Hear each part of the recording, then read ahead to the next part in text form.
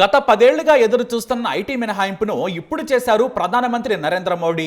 ఈసారి గొప్పగా ఏమైనా ఉందా అంటే అది ఆదాయ పన్ను మినహాయింపే. కొత్త పన్ను విధానంలో స్టాండర్డ్ డిడక్షన్తో కలుపుకొని 12,75,000 వరకు పన్ను లేదు. ఇది గొప్ప నిర్ణయం అని చెప్పొచ్చు.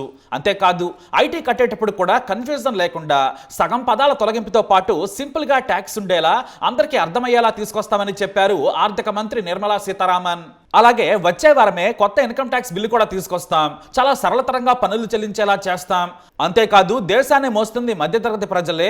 వారి శ్రేయస్సు కోసం మరిన్ని మంచి పన్నుల విధానాన్ని ప్రవేశపెడతామని కూడా చెప్పారు నిర్మలా సీతారామన్. ఉద్యోగులకు ఇది ఎంతో ఉపయోగకరమైన నిర్ణయం అని చెప్పొచ్చు. ఎందుకంటే ఇంతకు ముందు 7 లక్షల వరకు మాత్రమే పన్ను మినహాయింపు ఉండేది. ఈసారి 12,75,000కు పెంచడంతో పన్ను భారం నుంచి దేశంలోని సగం మంది బయటపడ్డట్టే అని చెప్పుకోవచ్చు. నరేంద్ర మోడీ ప్రమాణ స్వీకారం చేసిన నాటి నుంచి కూడా ఇలాంటి వార్త కోసం ఎన్నో ఏళ్లుగా ఎదురు చూశారు. కానీ 2.5 లక్షల నుంచి 12 లక్షల వరకు రావడానికి 10 ఏళ్లకు పైగా తీసుకున్నారు. ఆలస్యమైనా కూడా ఇది దేశంలోని సగం మంది ప్రజలకు ఊరటనిచ్చే అంశం. మరీ ముఖ్యంగా ఉద్యోగం చేసి బ్రతికే వారికి. అలాగే కొత్త పన్నుల స్లాబులను కూడా సవరించింది కేంద్రం. 4 లక్షల వరకు ఎలాంటి పన్ను లేదు. 4 నుంచి 8 లక్షల వరకు 5%, 8 నుంచి 12 లక్షల వరకు 10%, 12 నుంచి 16 లక్షల వరకు 15% పన్ను, 16 నుంచి 20 లక్షల వరకు 20% పన్ను, 20 నుంచి 24 లక్షల వరకు 25% పన్ను విధించింది కేంద్రం. 24 లక్షల కంటే పైన సంపాదించిన వారికి 30% పన్ను ఉంటుందన్నమాట. అంతేకాదు వృద్ధులకు కూడా వరాలు ప్రకటించారు నిర్మల. వడ్డీపై వచ్చే ఆదాయంపై టీడీఎస్ 50,000 నుంచి లక్షకు పెంపు, అద్దె ద్వారా వచ్చే ఆదాయంపై 2.4 లక్షల నుంచి 6 లక్షల వరకు పెంచారు. దీంతో అద్దెల మీద బతికే వారికి కూడా ఇది పెద్ద ఉపశమనం అని చెప్పొచ్చు. అయితే కొన్ని చిన్న చిన్న లాభాలను కూడా వివరించారు. కానీ అవి మధ్యతరగతి, ఎగువ మధ్యతరగతి ఉపయోగపడేవి కావు. అంటే 12 లక్షల వరకు సంపాదించే వారికి 1 లక్ష మిగులుతుందని ఇలా కొన్ని వెసులుబాట్లు కల్పించారు. కానీ దేశంలోని ఉద్యోగుల్లో సగానికి పైగా 12 లక్షల ఆదాయం లోపున్న వారే. దీంతో వారందరికీ ఇది ఉపయోగపడుతుంది. అయితే మరో బ్రహ్మాండమైన స్కీమ్ ప్రకటించారు ఆర్థిక మంత్రి. అదే గిగ్ వర్కర్స్ ఆరోగ్య బీమా. కేవలం డెలివరీ బాయ్స్ గా పనిచేస్తూ జీవితం గడిపే వారికి ఏదైనా ప్రమాదం జరిగితే వారి కుటుంబం రోడ్డున పడే అవకాశం ఉంది. దీంతో వారికి ఆరోగ్య బీమా ప్రకటించారు. ఇక 36 రకాల మందులకు ఎలాంటి బేసిక్ కస్టమ్స్ డ్యూటీ ఉండదని ప్రకటించి మంచి పని చేశారని చెప్పొచ్చు. మరోవైపు దాదాపుగా 200 జిల్లా కేంద్రాల్లో క్యాన్సర్ సెంటర్లను ఏర్పాటు చేయనుంది కేంద్రం. ఇలా ఆరోగ్యంపై కూడా నిర్మలా సీతారామన్ బాగానే దృష్టి పెట్టారని చెప్పొచ్చు. ఎందుకంటే అత్యవసర మందులు తక్కువ ధరకు అందేలా చర్యలు తీసుకున్నారు. అయితే మరి ఈసారి బడ్జెట్ లో ఏమేమి తగ్గాయో ఏమేమి పెరుగుతాయో చూద్దాం. ఎందుకంటే సామాన్యుడిని ప్రభావితం చేసేవి ఇవే. గత బడ్జెట్ కంటే ఈసారి రివర్స్ లో వెళ్లారని చెప్పొచ్చు. గతంలో తగ్గినవి ఈసారి పెరుగుతాయి, పెరిగిన వస్తువులు తగ్గుతాయి. అంటే చాలా వరకు బ్యాలెన్స్ చేశారన్నమాట. ఈసారి ఫ్లాట్ స్క్రీన్స్ ఉన్న టీవీలు తప్ప అన్ని తగ్గుతాయి. ఎందుకంటే అన్నింటికీ బేసిక్ 5% పన్ను మాత్రమే విధించారు. ఇక లిథియం బ్యాటరీల రేట్లు తగ్గుతాయి. ఇవి కాకుండా ఫోన్స్ నుంచి ఇతర ఎలక్ట్రానిక్ వస్తువులు కూడా తగ్గుతాయి. అంతేకాదు మన దేశంలో తయారు చేసే ఎలక్ట్రానిక్ వస్తువుల కంపెనీలు దిగుమతి చేసుకున్న వాటికి కూడా పన్నును తగ్గించారు. దీంతో మేక్ ఇన్ ఇండియా కార్యక్రమానికి ఊతమిచ్చినట్టయింది. ఇందులో మందులను కూడా చేర్చారు. అంతేకాదు గ్లోబల్ మార్కెట్ లో మన చేనేత వస్త్రాలను ఎగుమతి చేసేందుకు పన్ను మినహాయించారు. ఇది కూడా ఓ వరమనే చెప్పొచ్చు. లెదర్ చెప్పులు, బూట్లు, బెల్ట్ రేట్లు కూడా తగ్గుతాయి. మొత్తం మీద లెదర్ తో తయారు చేసినవి ఏవైనా కూడా తగ్గేస్తాయి. అయితే ఎలక్ట్రానిక్ ఐటమ్స్ ను తగ్గించిన నిర్మల దొంగ దెబ్బ కూడా తీశారు. ఇప్పుడు డిమాండ్ ఉన్న, ఎక్కువగా సేల్స్ అవుతున్న ఫ్లాట్ స్క్రీన్ టీవీలపై పన్నును ఏకంగా 10% నుంచి 20% పెంచారు. అయితే ఇది ఇంపోర్ట్ చేసుకున్న వాటికే. లోకల్ గా తయారయ్యే వస్తువులకు రేటు పెరగదు. దేశంలోని తయారీ వస్తువులకు ఎలాంటి ఇబ్బంది ఉండదు. చైనా నుంచి చీప్ గా వచ్చే వాటికి మన మార్కెట్ లో తయారైనవి పోటీ తట్టుకోలేకపోతున్నాయి. అందుకే ధరలను మేనేజ్ చేసేందుకు ఇలా చేస్తున్నామని చెప్పారు నిర్మల. కానీ ఫ్లాట్ స్క్రీన్స్ అన్ని దిగుమతి అవుతాయి, ఇక్కడే అసెంబుల్ చేస్తారు. కాబట్టి ధరలు పెరుగుతాయి. అయితే ఎలక్ట్రిక్ వాహనాలు, బ్యాటరీల అమ్మకాలు ప్రోత్సహించేందుకు కస్టమ్ డ్యూటీలో మినహాయింపించారు. దాదాపుగా ఈవీకి సంబంధించిన 28 రకాల వస్తువులను చేర్చింది కేంద్రం. ఇక చేపలను తినేవారికి మంచి శుభవార్త చెప్పారు నిర్మల.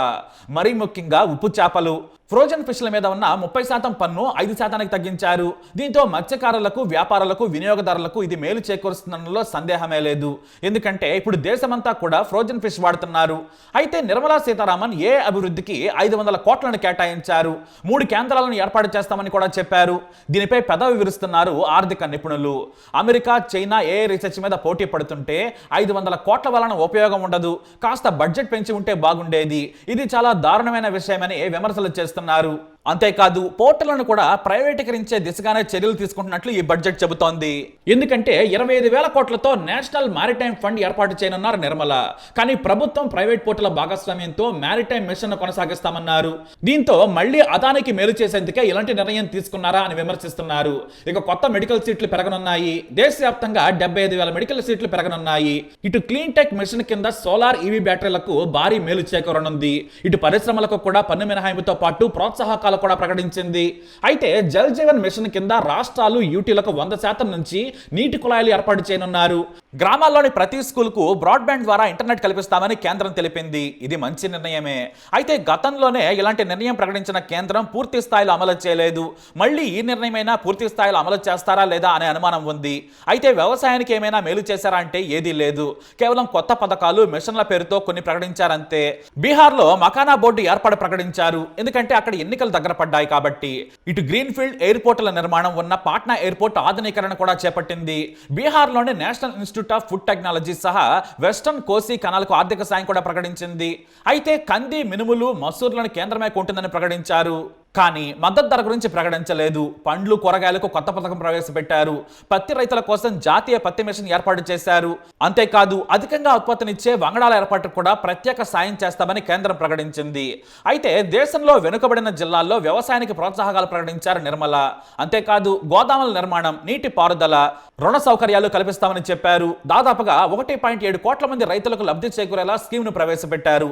అయితే తెలుగు రాష్ట్రాలైన ఏపీ, తెలంగాణకి కేంద్రం ఏమిచ్చిందంటే మాత్రం ఏమీ లేదు. గుండు సున్నా. బీహార్లో ఎన్నికలున్నాయి. తన ప్రభుత్వం నితీష్ వలనే కొనసాగుతుంది కాబట్టి మోడీ బీహార్కు వరాలు కురిపించారు. ఇటు బాబు కేంద్రంలో చక్రం తిప్పుతున్నా కూడా పెద్దగా వరాలేమీ కురవలేదు. గత ఏడాదిలో ఘనంగానే ఏపీకి నిధులు వచ్చాయి. కానీ ఈసారి మాత్రం ఏమీ లేవు. తెలంగాణలో గ్రీన్ ఫీల్డ్ హైవేస్ నుంచి డ్రై పోర్ట్ వరకు, మెట్రోల నుంచి ప్రాంతీయ రింగ్ రోడ్స్ వరకు నిధులు కావాలని కేంద్రాన్ని తెలంగాణ అడిగింది. కానీ ఏమీ ఇవ్వలేదు.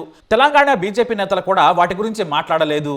అయితే ఏపీకి వరాలు కురిపించకపోయినా గత బడ్జెట్లోనే పోలవరం, బుల్లెట్ రైలు, విశాఖ ఉక్కుకు ప్రత్యేక నిధులు ఇచ్చాయి. రాజధాని నిర్మాణానికి కూడా సాయం చేసింది. కాబట్టి మళ్ళీ అవే కోరికలతో చంద్రబాబు పెద్ద లిస్ట్ ఇచ్చినా కూడా వచ్చే ఏడాది చూద్దామని మోడీ చెప్పారట. దీంతో ఏపీకి ఈసారి ఏమీ దక్కలేదు. బీహార్లో ఎన్నికలు దగ్గర పడుతూ ఉండడంతో వద్దన్నా కూడా వరాలు ఇచ్చారు. చివరకు పంట కాలువలకు కూడా నిధులు ఇచ్చారు. ఇక నిధుల విషయంలో పవన్ కళ్యాణ్ ఖచ్చితంగా చొరవ తీసుకోవాల్సింది. ఎందుకంటే మోడీ ఎవరికి నిధులు ఇవ్వడు. బెదిరించే వారికి ఎన్నికలుంటే లేదంటే అవసరం ఉంటేనే ఇస్తారేమో. చంద్రబాబుకి ఇలాంటి టైం మళ్ళీ రాదు. ఇప్పుడే నిధులు తీసుకోవాల్సింది. మొత్తంగా చూస్తే బడ్జెట్ మాత్రం పర్వాలేదని చెప్పొచ్చు. అందరికీ వరాలు ఇచ్చే కంటే కూడా మిడిల్ క్లాస్ కోసమే ఈసారి ఎక్కువగా దృష్టి పెట్టారనిపిస్తోంది. మన తెలుగు రాష్ట్రాలకు ప్రత్యేక వరాలు లేకపోయినా కూడా బడ్జెట్ మాత్రం పర్వాలేదు. ఇక మన తెలుగు కవి గురజాడ చెప్పిన దేశం అంటే మట్టి కాదోయ్, దేశం అంటే మనుషులోయ్ అన్న మాటను గుర్తు చేస్తూ ప్రసంగాన్ని మొదలు పెట్టారు నిర్మలా సీతారామన్. ఈసారి మాత్రం ఉద్యోగులు, మధ్యతరగతి వారికి ఫుల్ ఖుషి అని చెప్పొచ్చు. మొత్తానికి 10 ఏళ్ల బీజేపీ పాలనలో మొదటిసారి మేలు చేసింది బీజేపీ సర్కారు.